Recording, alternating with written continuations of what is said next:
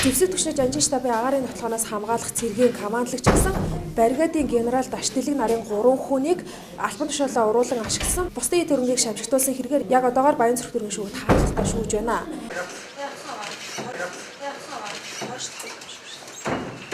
Бригадын генерал Даштилэг нарыг анх харилцагтай тэмцэх газраас цэргийн ангид ашиглаж байсан бөмбөгч, сөнөөгч МиГ-21 онгоцын их биеийг нь төмөр хайлуулах үйлдвэрт тушаасан. Мөн онгоцны моторыг бүгд найрамд гарчилсан Солонгос улсад худалдахыг завдсан хэрэгээр анх шалгаж эхэлсэн байдаг.